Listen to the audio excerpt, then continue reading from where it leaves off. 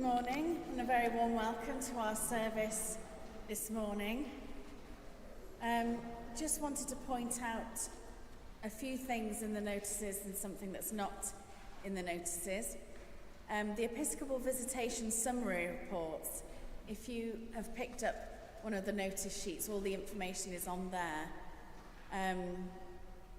So once the final version of the summary reports have been received, they'll be translated into Welsh and ready for publication. So they'll be released later this week. And we will be holding a congregational meeting here next Sunday, 4th of May, following the Choral Holy Eucharist at 11. So the Archbishop will be with us next week. Also, something that's not on the notices, there is a tabletop sale coming up on Sunday where you can have a table for £10 and sell mostly whatever you would like, within reason. So if you would want a table, just let one of us know. And just some banns of marriage also to announce.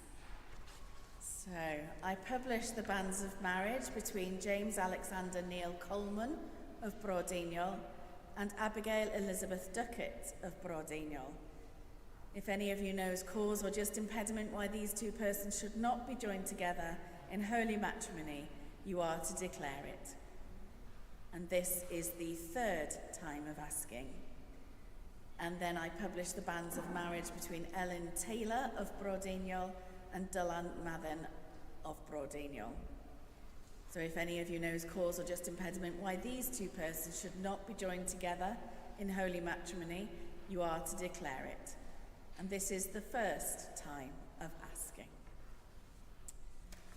So the wedding season is soon upon us. Let everything that has breath praise God.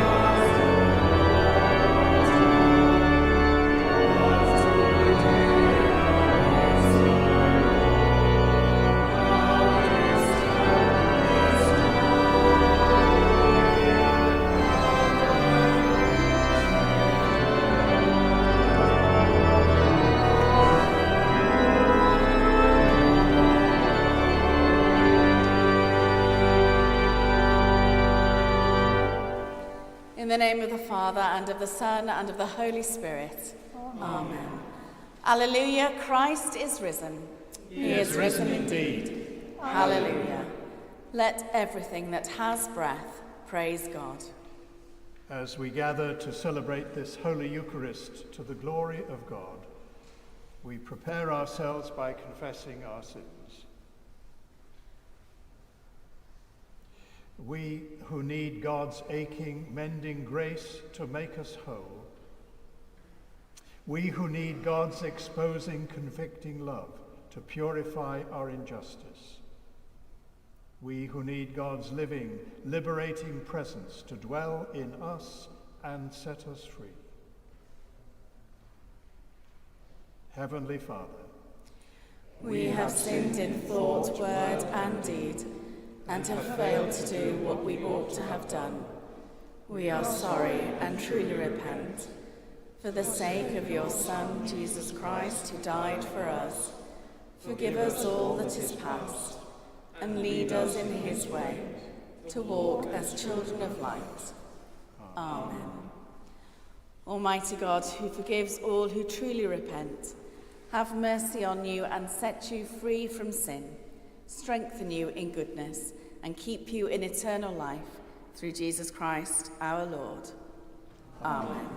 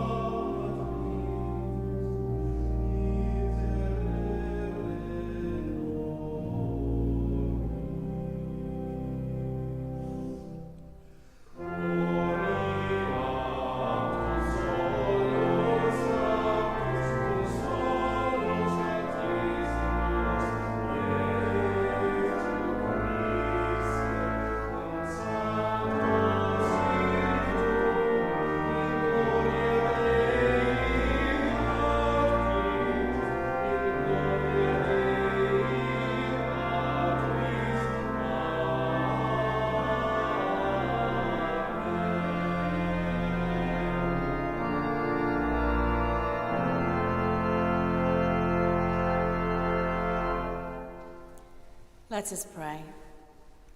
Almighty Father, you have given your only Son to die for our sins and to rise again for our justification.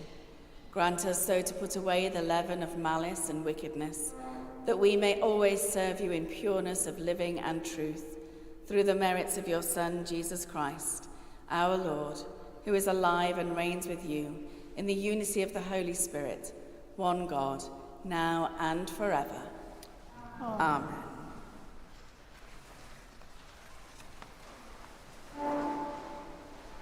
Alleluia. Praise God in the holy temple. Praise God in the firmament of power. Praise God for every mighty act. Praise God's excellent greatness. Praise God with a blast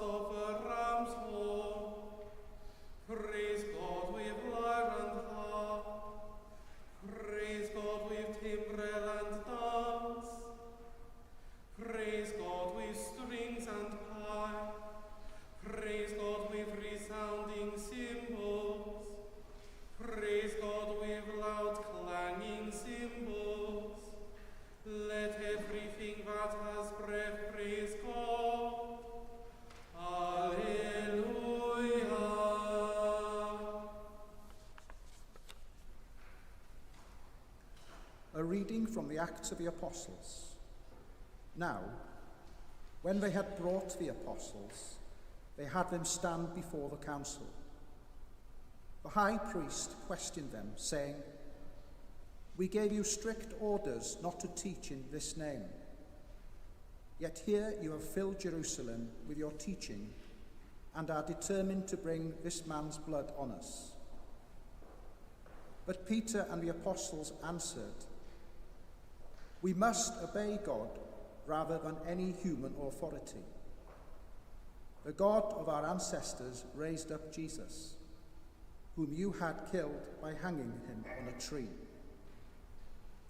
God exalted him at his right hand as leader and saviour, so that he might give repentance to Israel and forgiveness of sins. And we are witnesses to these things, and so is the Holy Spirit, whom God has given to those who obey him. Hear the word of life to the world. Thanks be to God. Alleluia, alleluia, alleluia,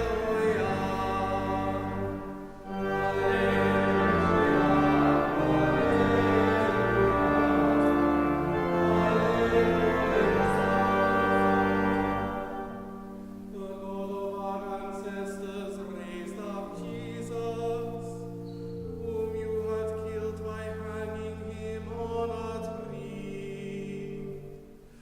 Alleluia, alleluia.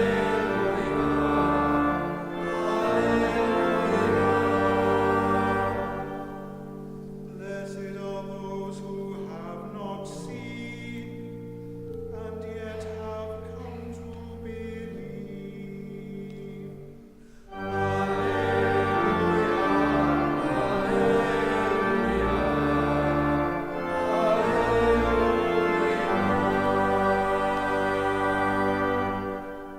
The Lord be with you. And also with you. Listen to the Gospel of Christ according to St. John. Glory to you, O Lord. At that time, when it was evening on that day, the first day of the week, the doors of the house where the disciples had met were locked for fear of the Jews. Jesus came and stood among them and said, "Peace be with you." After he said this, he showed them his hands and his side. Then the disciples rejoiced when they saw the Lord.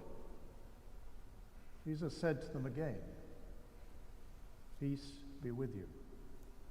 As the Father sent me, so I send you."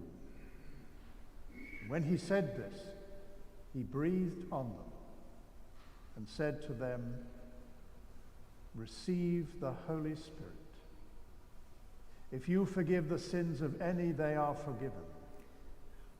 If you retain the sins of any, they are retained." But Thomas, who was called the twin, one of the 12, was not with them when Jesus came. So the other disciples told him, "We have seen the Lord." But he said to them, "Unless I see the mark of the nails in his hands, and put my finger in the mark of the nails and my hand in his side, I will not believe." A week later, his disciples were again in the house, and Thomas was with them. Although the doors were shut, "Bring us here and see my hands. Reach out your hand and put it in my side. Do not doubt, but believe." Thomas answered him, "My Lord and my God." Jesus said to him, "Have you believed because you have seen me? Blessed are those who have not seen and yet have come to believe." Now Jesus made many other signs in the presence of his disciples, which are not written in this book. But these are written so that you may come to believe that Jesus is the Messiah, the Son of God, and that through him, believing, you may have life in his name. This is the gospel of the Lord. Praise to you, O Christ.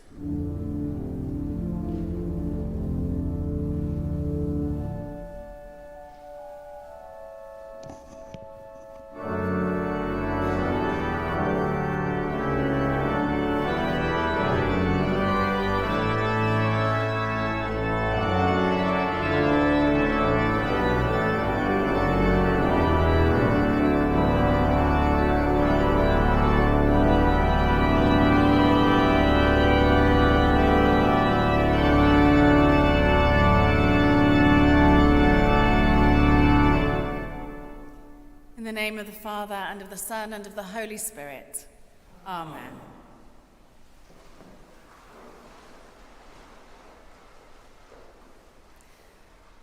Playing hide and seek with young children can be very entertaining, because when they are very young, they can't yet understand the concept of being seen by someone that they can't see.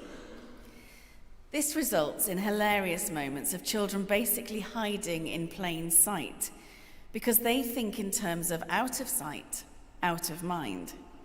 So, if they close their eyes or cover their face, they can believe that they've disappeared.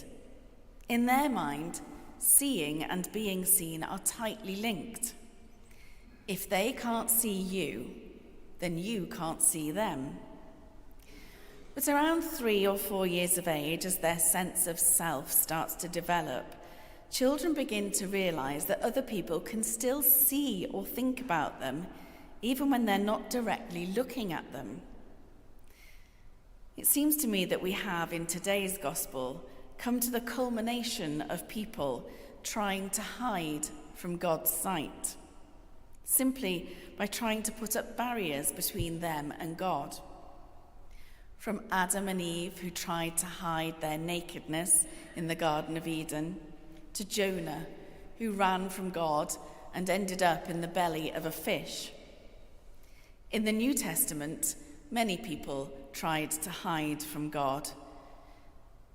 The powerful religious leaders tried to hide from God by denying Jesus, trying to trap him with his own actions, pointing out his law-breaking by healing on the Sabbath. And when this didn't work, they resorted to putting up the ultimate barrier between God and themselves by killing Jesus on a cross, piercing his side, and he was then literally hidden from their sight in an enclosed tomb. But as we know, even death and burial were no barrier to God. And here Jesus is today, appearing to the disciples. The disciples may not be trying to hide from God in the upper room, but their fear is creating a barrier to God. They wait in this room, locked away from the consequences of God's actions, not sure what to do next. If they can no longer see God, does that mean he's no longer there? I've heard so many people say to me over the years that they can't come to church or they're not worthy of God because of something they've done or something they haven't done. They stand outside the community of faith because of a barrier that they have created and think that then God cannot see them. I'm sure we all do it in one way or another, building up our own barriers to God. Guilt and shame, anger, disbelief, pride, judgment, grief. These are just a few of the barriers that we believe separate us from God. But as we see today, there is no barrier that God cannot overcome as Jesus appears in this locked room. Sometimes we think that maybe we can build barriers around God and then he can't see us, as if we were trying to trap God in a box, only to be accessed when we want or need him. We can hide him, or try to, in the walls of a church. We can try and keep him just to Sundays and hope he doesn't see us outside of that. We pretend that God has nothing to do with politics, nothing to do with our everyday life.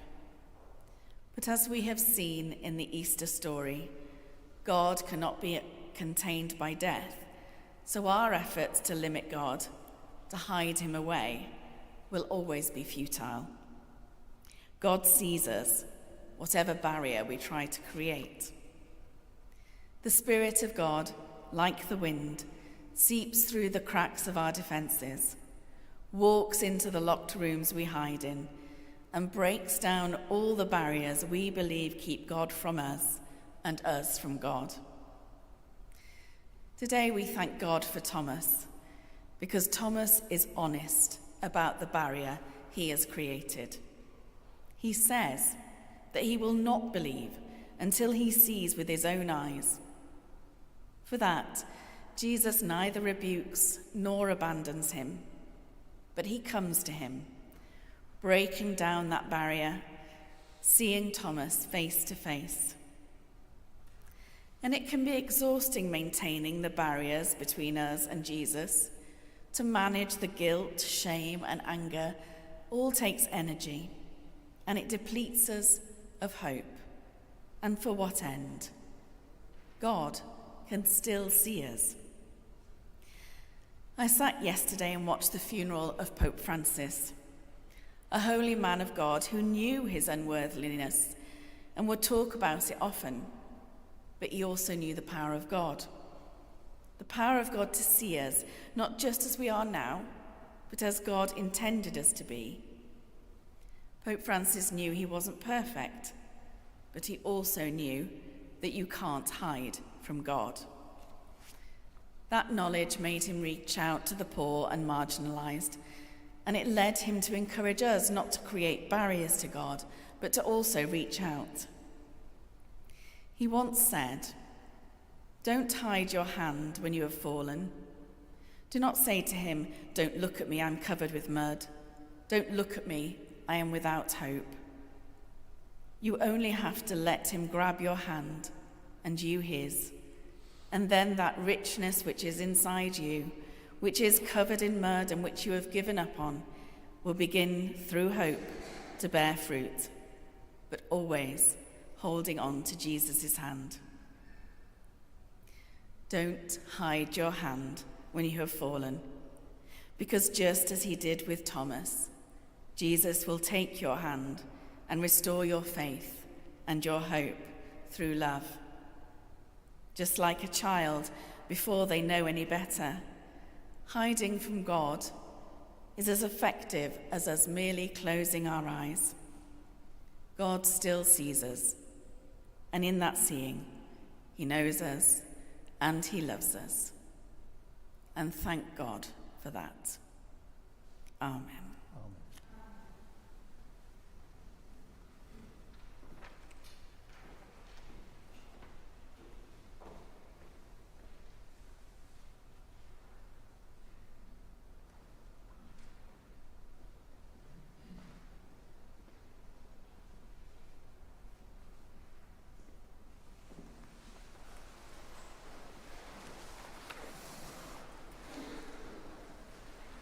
Together, let us affirm our faith. We believe in one God, the Father Almighty, maker of heaven and earth, of all that is seen and unseen. We believe in one Lord Jesus Christ, the only Son of God, eternally begotten of the Father, God from God, light from light, true God from true God, begotten, not made, of one being with the Father. Through him all things were made. For us and for our salvation, he came down from heaven. By the power of the Holy Spirit, he became incarnate from the Virgin Mary and was made man. For our sake, he was crucified under Pontius Pilate. He suffered death and was buried.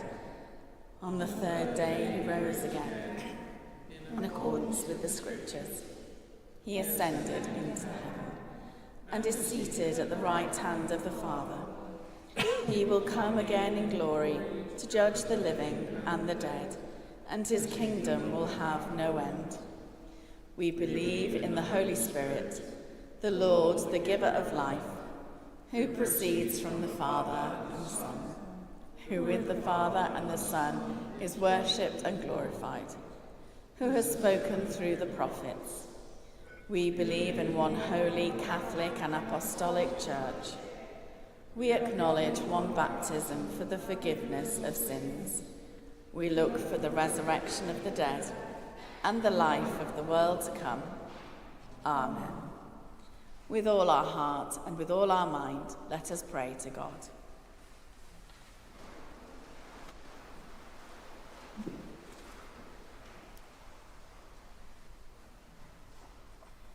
Loving God, as Jesus appeared in the locked room to show his disciples the beginning of a new world, draw us closer so that we, like Thomas, can explore our doubts and our mud, can examine the wounding hands and feet of Jesus in order to know and understand the depth of his love for us. Let us therefore approach God in confidence as we adapt to a changing and challenging world, whilst holding on to and proclaiming what is timeless and universal, the risen Christ among us. Lord, in your mercy, hear our prayer. Gracious God, we give thanks for your love for our church and our church community, for Andrew, our Archbishop, David, our Bishop, as day by day we struggle to be a body worthy of Christ Jesus' name, an Easter people whose song is Alleluia. Help our Christian brothers and sisters persecuted for their faith in many countries, and us here today, as we give thanks for them, and together we experience the joy and strength of the good news of the resurrection of our Lord and Saviour Jesus Christ. Lord, in your mercy, hear our prayer. Creator God, we lift to you our fractured and anxious world, the places troubled by violence and injustice, kidnap, terrorism, discrimination, hatred and war, and all that flows from it. We especially pray this morning for the peoples of Ukraine and Russia, Gaza and Israel, Syria and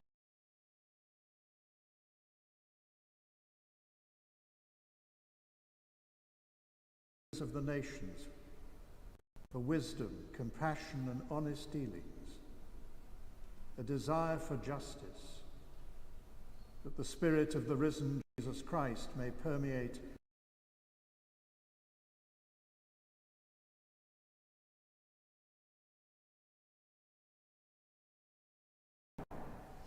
healing God, we bring to you those in trouble of body, mind, or spirit, and we name those who have asked for our prayers.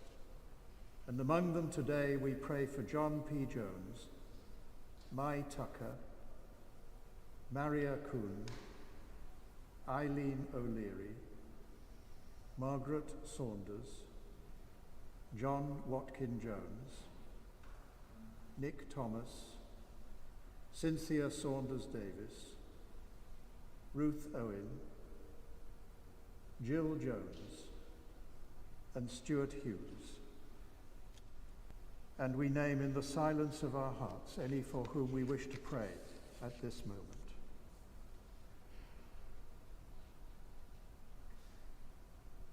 Lord, in your mercy, hear our prayer. Loving God, we thank you for the opportunities in the life of our church to support and comfort the bereaved.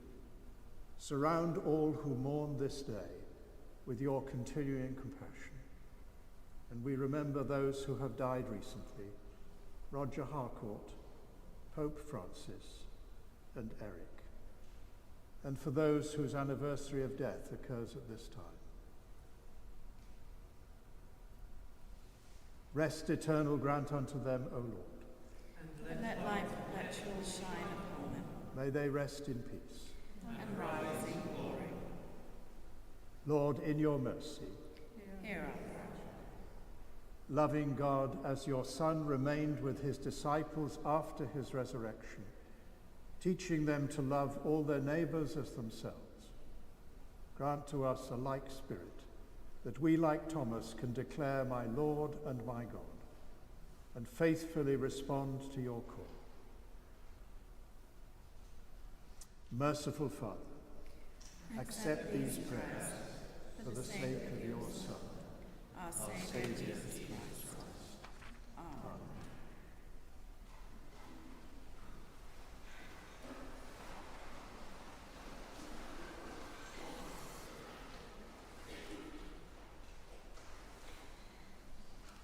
The risen Christ came and stood among his disciples and said, "Peace be with you." They were overjoyed on seeing the Lord. The peace of the Lord be always with you. and also with you. We share a sign of peace.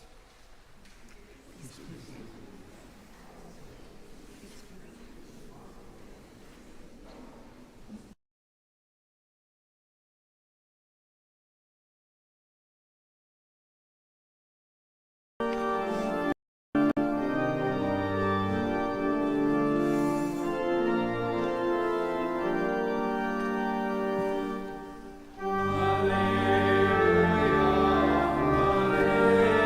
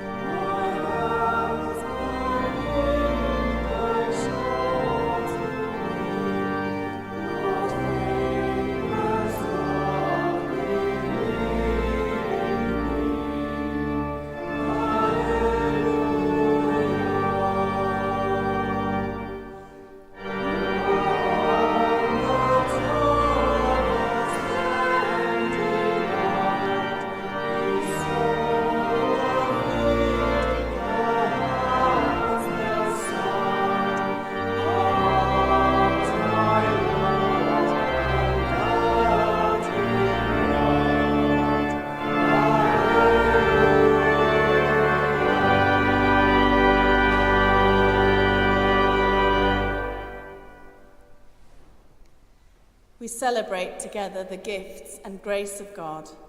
We take this bread, we take this wine, to follow Christ's example and obey his command. The Lord be with you. And also with you. Lift up your hearts. We lift them to the Lord. Let us give thanks to the Lord our God. It is right to give our thanks and praise. It is indeed right, it is our duty and our joy, at all times and in all places to give you thanks. Holy Father, all-powerful and ever-living God, through Jesus Christ our Lord. Because in his victory over death, a new age has dawned. The long reign of sin is ended, a broken world is being renewed, and we are once again made whole. And so with the hosts of angels and all the company of heaven, we proclaim the glory of your name and join in their unending hymn of praise.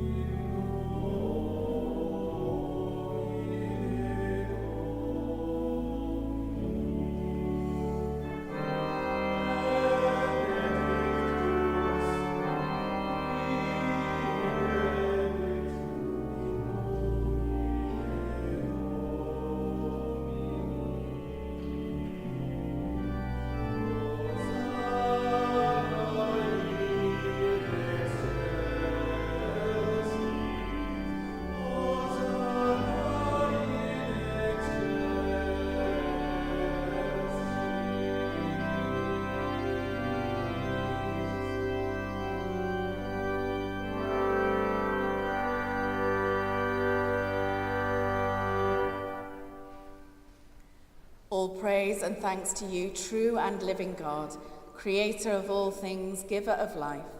You formed us in your own image, but we have marred that image and fall short of your glory. We give you thanks that you sent your Son to share our life. You gave him up to death, that the world might be saved, and you raised him from the dead, that he might live in him and he in us. Sanctify with your Spirit this bread and wine, your gifts to us, that they may be for us the body and blood of our Saviour Jesus Christ. On the night he was betrayed, he took bread, and when he had given thanks, he broke it and gave it to his disciples, saying, "Take, eat, this is my body which is given for you. Do this in remembrance of me."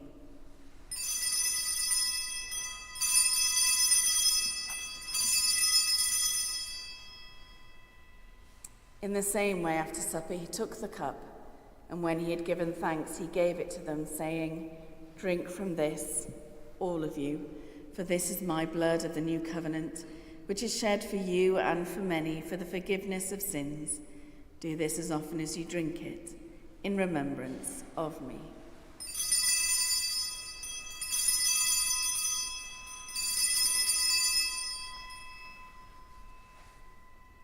Let us proclaim the mystery of faith. Christ has died. Christ is risen. Christ will come in glory. As he has commanded us, Father, we remember Jesus Christ, your Son, proclaiming his victorious death, rejoicing in his resurrection, and waiting for him to come in glory. We bring to you this bread, this cup. Accept our sacrifice of thanks and praise.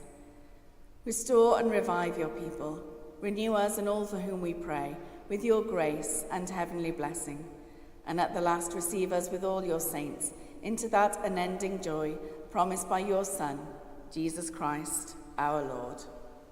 Through him, with him, in the unity of the Holy Spirit, all honour and glory are yours, Almighty Father, forever and ever. Amen.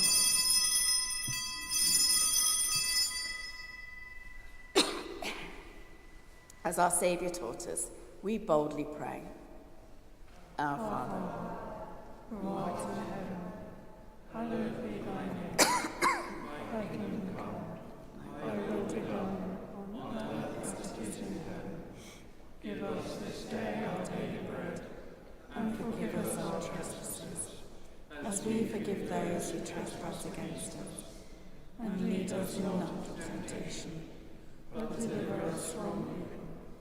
For thine is the kingdom, the power, and the glory, forever and ever. Amen. we break this bread to share in the body of Christ. Though we are many, we are one body, for we all share in one bread.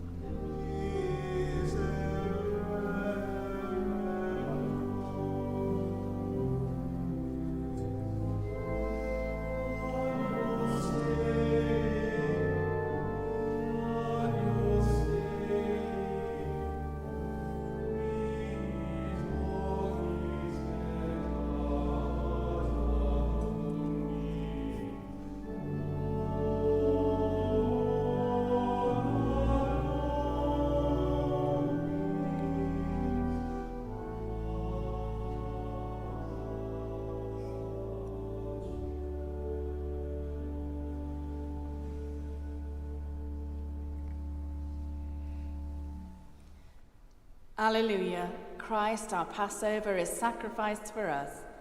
Therefore, let us keep the feast. Alleluia.